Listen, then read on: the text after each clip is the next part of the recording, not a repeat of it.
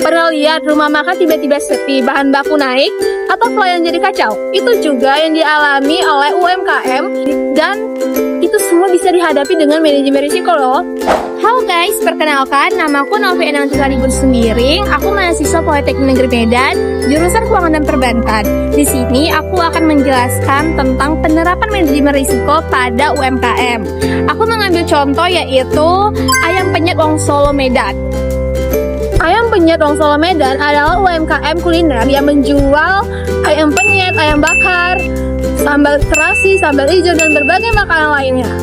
Dan cabangnya di Medan cukup ramai loh, terutama di jam makan siang. Setiap gerai biasanya punya sekitar 5-8 karyawan dan omset hariannya yang cukup stabil. Walaupun terlihat sederhana, usaha ayam penyet juga punya banyak risiko, mulai dari harga ayam dan cabai yang berubah-ubah, cuaca hujan saat jam makan, persaingan yang ketat, bahan yang mudah basi, sampai risiko peralatan dapur rusak atau karyawan mendadak tidak hadir. Nah, di sini saya akan menjelaskan penerapan manajemen risiko tersebut. Langkah pertama adalah identifikasi risiko. Pemilik usaha mencatat semua potensi masalah seperti kenaikan harga ayam, cabai yang langka, freezer yang rawan rusak, hingga penurunan pelanggan saat cuaca buruk. Terus, setelah itu risiko dianalisis berdasarkan frekuensi dan dampaknya. Contohnya, kenaikan harga bahan baku dan kerusakan alat masuk kategori dampak tinggi.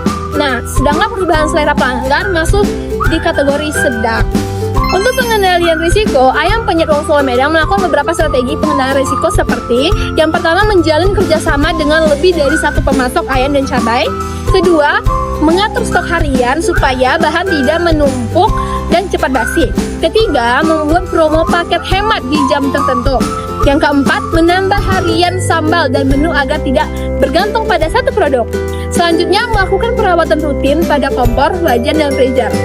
Dan menyiapkan karyawan cadangan saat ada yang tidak hadir, serta membuat dana darurat untuk perbaikan peralatan mendadak. Terakhir, usaha ini melakukan monitoring penjualan harian, yaitu dengan mengecek menu mana yang paling laku, mengevaluasi pelayanan, dan memperbarui strategi promosi setiap bulan. Dengan begitu, masalah kecil bisa cepat diperbaiki sebelum menjadi kerugian besar.